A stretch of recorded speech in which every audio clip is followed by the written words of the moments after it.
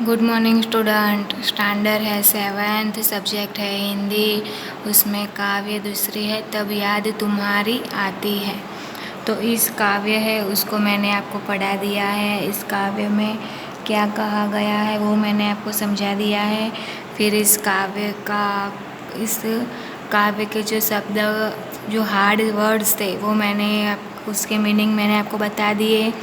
फिर इसके जो अभ्यास के प्रश्न और आंसर थे वो मैंने आपको करवा दिया। फिर विकल्प थे वो करवा दी, खाली जगह थी वो करवा दी। फिर उसके बाद स्वाध्याय के प्रश्न थे वो मैंने आपको करवा दिए। फिर परीक्षा लक्षी प्रश्न उत्तर थे वो भी मैंने आपको करवा दिए हैं। अब उसके बाद में आपको आज व्याकरण है, भाषा सज्जता, उसका मतलब होता है व्याकरण, वो आज मैं आपको करवाने वाले हूँ। तो स्टूडेंट आप लोग इसको ध्यान से पढ़ना, ये जो मैं आपको करवाने वाले हूँ उसे ध्यान से देखना और समझने की कोशिश करना, ठीक है। तो चलो अब मैं आपको ये जो व्याकरण है वो करवाती हूँ। तो उसमें सबसे पहला क्वेश्चन है, शब्द को उचित क्रम में रखकर अर्थपूर्ण वाक्य बनाए।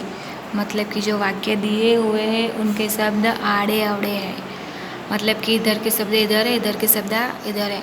तो हमें क्या करना है, सभी शब्द को उचित स्थान पर रखना है और हमारा जो वाक्य है उसे पूर्ण करना है।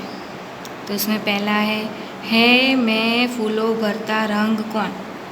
ये वाक्य कैसा दिया हुआ है मैं फूलों भरता रंग कौन। तो उसका कैसा होगा वाक्य, तो हम क्या उसका सही तरीके से वाक्य कैसा होगा, फूलों में रंग कौन भरता है। अब क्वेश्चन नंबर 2 है, जीवन जल ही है ही, तो जल ही जीवन है। फिर क्वेश्चन नंबर 3 है, नंबर 3 पर है बिजली बादल चमकती क्यों में। तो उसमें वाक्य कैसा होगा, बिजली बादल में क्यों चमकती है, बिजली बादल में क्यों चमकती है। फिर नंबर 4, भारत देश हमारे नाम का है। ये वाक्य कैसा है, भारत देश हमारे नाम का है। तो इसका सही वाक्य कैसे बनेगा, हमारे देश का नाम भारत है। खुशनुमा सुबह है का होता वातावरण, खुशनुमा सुबह है का होता वातावरण। तो इसका वाक्य इसका जो है वो कैसे बनेगा, हमारे देश का नाम सुबह का वातावरण खुशनुमा होता है।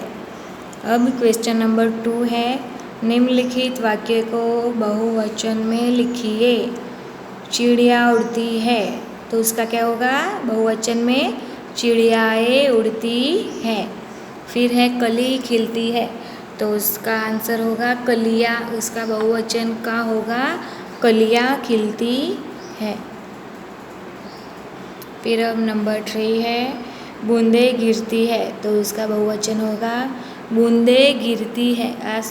ये क्या है, बूंद, तो उसका बहुवचन होगा बूंदे। फिर है दरवाज़ा खुला है, तो उसका बहुवचन होगा दरवाजे खुले हैं, दरवाजे खुले हैं। फिर नंबर 5 पर है, लड़की खेलती है, तो उसका बहुवचन होगा लड़कियाँ खेलती है, लड़कियाँ खेलती हैं। अब क्वेश्चन नंबर 3 है, नीचे दिए गए शब्द के अर्थ शब्दकोश में ढूंढकर लिखो। जो शब्द है उसका शब्दकोश के अंदर से ढूंढ कर लिखना है, ठीक है। तो उसमें फर्स्ट है कुक। कुक का क्या मतलब होगा, शब्दकोश के अंदर से कोयल की आवाज़, कुक यानी कि कोयल की आवाज़। फिर दूसरा है इरादा, तो इरादा का क्या होगा, इच्छा। फिर है तरुवर,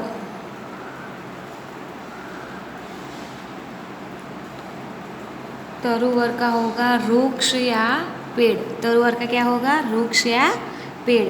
फिर है मुग्ध, मुग्ध यानी कि आश्चर्य। फिर है गुजारिश, गुजारिश का शब्द होगा गुजारा। अब ये जो क्वेश्चन नंबर 3 का अ था, अब हम पढ़ेंगे क्वेश्चन नंबर 3 का ब। तो शब्दकोश के क्रम में लिखिए। जो शब्दकोश है उसके क्रम में लिखना है। तो उसके क्वेश्चन के जो शब्द है वो ऐसे दिए हुए हैं। पहले तो मुस्कान, चांद, मैदान, कलिया, उठकर। ठीक है, तो उसका उत्तर यानी कि उसका आंसर कैसे होगा? उठकर, कलिया, चांद, मुस्कान, मैदान। ठीक है। अब नेक्स्ट है नंबर 4, क्वेश्चन नंबर 4 का अ। तो निम्नलिखित मुहावरों के अर्थ लिखकर वाक्य में प्रयोग कीजिए। जो निम्नलिखित अर्थ है उसको वाक्य में प्रयोग करना है। तो पहला है मुहावरे। ठीक है, तो उसमें फर्स्ट है कलियों का दरवाजे खोलना। कलियों का दरवाजे खोलना, तो उसका होगा कलियाँ खिलकर फूल बनना। कलियाँ खिलकर फूल बनना। फिर उसका वाक्य बनेगा सूर्योदय होते ही कलियाँ दरवाजे खोलकर मुस्काती है। फिर क्वेश्चन नंबर 2 है छम छम बूंदे गिरना। तो उसका अर्थ होगा बारिश होना। छम छम बूंदे गिरना, उसका अर्थ होगा बारिश होना। और उसका वाक्य होगा वर्षा ऋतु में छम छम बूंदे गिरती है। फिर है मस्ती ठोना।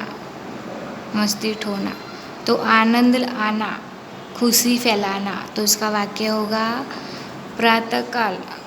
प्रातःकालीन ठंडी हवाएं मस्ती ठोकर लाती है।